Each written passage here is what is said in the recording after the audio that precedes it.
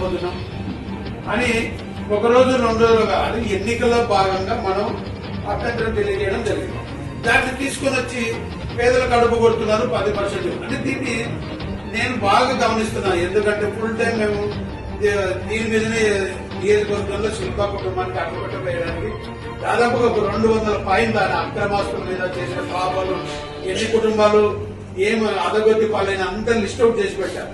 శిల్ప ప్రతి moment watch చేస్తున్నాం. మీరంతా బిజీగా ఉన్నారు, మాకు పని లేదు కదా.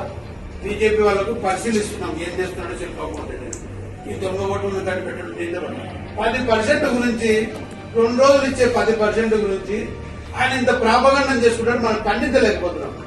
ఎందుకంటే ఇప్పుడు కండువాలు వేరైనా మన జెండాలు వేరు. మన అజెండా ఇక్కడ గెలవడం.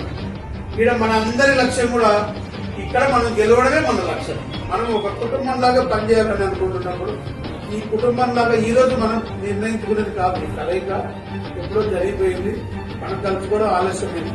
చిన్న చిన్న పేషిజాలు పోకుండా మాకు కూడా మీరు పైసా పని చేయమంటే రూపాయి పని చేసే కసి ఉంది. కాకపోతే ఎంతో కొంత గౌరవం ఎంతో కొంత కోరుకున్నాం. అవి ఏదన్నా కొన్ని సర్దుబాటు అవ్వాలి. శిల్పా కుటుంబాన్ని ఈ ఒక్కసారి ఓడించలేకపోతే బ్రిటిష్ ప్రభుత్వాన్ని, తుగ్లక్ ప్రభుత్వాన్ని, హిట్లర్ ప్రభుత్వాన్ని నంద్యాలలో చూస్తాం. వాడు పెట్టే వేధింపులు, ఆ కేసులు, పోలీస్ కేసులు దాదాపుగా చట్టం నుంచి మనం కాపాడుకోలేము, కోర్టులు కాపాడలేవు. ఖచ్చితంగా మనం ఓటు ద్వారా మాత్రమే శిల్పా కుటుంబాన్ని ఇప్పుడు ఓడించగలిగితే ఈ జిల్లా నుంచి వెళ్ళిపోతారు. భూమానాయుడు గారికి 1 నెల బతికిండి మంత్రి అంటే పోయేటోడు. ఆ అవకాశం ఇప్పుడన్నా వచ్చింది. మళ్ళీ మనకు మంత్రి పదవి వస్తుంది.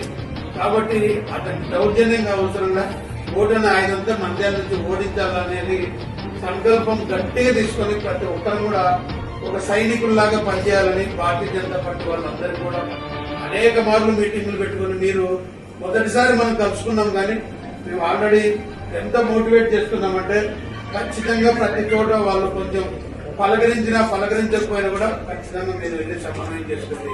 ఎందుకంటే మోదీ గారిని 3వసారి ప్రధానిగా చూడాలంటే ఇక్కడి నుంచి గెలిచే ఎంపీ అభ్యర్థి ఓటు కూడా అవసరం. ఈ రాష్ట్రంలో తెలుగుదేశం పార్టీ రావడం కూడా అవసరం. కాబట్టి మనందరి లక్ష్యం ఒకటే. మన జెండాలే వేరు, అజెండా అందరం కూడా ఎన్డీఏ గెలవాలనేది. కాబట్టి అని మా కుటుంబ సభ్యులందరూ కూడా అనేక సమావేశాలు కాన్ఫరెన్స్ తీసుకొని భారతీయ జనతా పార్టీ ప్రతిరోజు 3 సార్లు కాన్ఫరెన్స్ కాల్ చేసుకున్నారు. స్టేట్ పార్టీ, తెలుగుదేశం పార్టీ వారితో ఎక్కడ కూడా మీరు తేడాలు, చిన్న చిన్న తేడాలు కూడా కానివ్వద్దు. వారి విజయం ముందు పనిచేయండి. ఇదే మేము చెప్పుకుంటా వస్తున్నాం. 3 పార్టీలు కూడా అందరూ కలిసే సందర్భంలో చెప్పేది ఏంటంటే ఎవరిని ఎక్కడ వాడుకోవాలో. ఎందుకంటే ఎమ్మెల్యేగా పోటీ చేసిన వారు మా దాంట్లో కూడా రకరకాల అనుభవాలు ఉన్నారు. అందరి అనుభవాన్ని తీసుకొని మన లక్ష్యం విజయం. ఆ విజయాన్ని చేరుకోవడం శిల్పా కుటుంబం అంతం కూడా మన పంతంలాగా తీసుకోవాలి. ఎందుకంటే ఇప్పుడు ఈ అవకాశం ఎప్పుడు రాదు.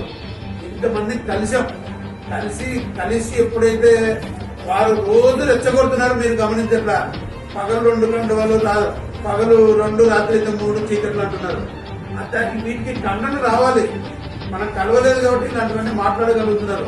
ఎంతమంది దాదాపుగా మేము కూడా పోటీ చేయబోతున్నాం, చేస్తున్నామనే పనిచేశాం.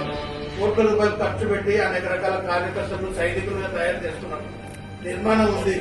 అన్ని రకాలుగా ఏర్పాట్లు చేసుకున్నప్పుడు మాకు కొన్ని శిల్పాలను లక్ష్యం చేసుకుని లొసుగులన్నీ తీసే బయటికి అవన్నీ కూడా మీరు అందరి దగ్గర ఒకటి తీసుకొని వచ్చి చేస్తే కానీ ఇక్కడ విజయం అనేది అతని దగ్గర ఉన్న ఆ ఎలక్షనీరింగ్ చేసే విధానం అతనికి వేరు. భార్యను భర్తను విడగొట్టి కూడా చెడి ఒక రేటు కట్టి డబ్బుతో మేనేజ్మెంట్ చేస్తాడు. లాస్ట్ 4 రోజుల్లో, లాస్ట్ 3 రోజుల్లో మభ్యపెట్టారు. జాగ్రత్తగా మనం, ఎందుకంటే అనుభవం తెలిసిన వాళ్ళందరూ తెలుసుకుని ఉన్నవాళ్ళు ఉన్నారు. కాబట్టి ఇక్కడ రాష్ట్ర వాతావరణం వేరు, శిల్ప వాతావరణం వేరు. రాష్ట్రంలో జగన్ వ్యతిరేకతది అన్నీ ఉన్నాయి. ఇక్కడ వరకు వచ్చేటప్పటికి వాళ్ళు విడగొడతా ఉన్నారు, కట్టుగాలు వేసుకోరంటారు. ఒక ఎమ్మెల్యే అభ్యర్థి ఇక్కడ సొంత విషయాలు ఆయన మాట్లాడుతుంటే మనకు ఖండించలేదు. అది అలాంటి వార్తలు వచ్చినప్పుడు భారతీయ జనతా పార్టీ కూడా అర్థం అవుతుంది. ఎందుకు మనకు లోపలేదు, మన కట్టు ఎందుకు ఉండట్లేదు. అందుకు అలాంటివి ఏదన్నా చిన్నవి కూడా మీరు తప్పుబాటు చేసే ప్రయత్నం చేసి ఖచ్చితంగా భారతీయ జనతా పార్టీ, జనసేన మీరు త్యాగం చేసిందనే విషయాన్ని గుర్తుపెట్టుకోండి. సీట్లను త్యాగం చేశాం. పోటీ చేస్తే మేము గెలుస్తామా లేకుంటే ఏం చేసేవాళ్ళు త్యాగం చేశాం. అది పై స్థాయిలో నిర్ణయం అయిపోయింది. కానీ అక్కడ ఏదో నిర్ణయం అయిపోయింది. పవన్ కళ్యాణ్ గారు, బాబు గారు, మోదీ గారు ఇట్లా మీరు ఇక్కడ మనం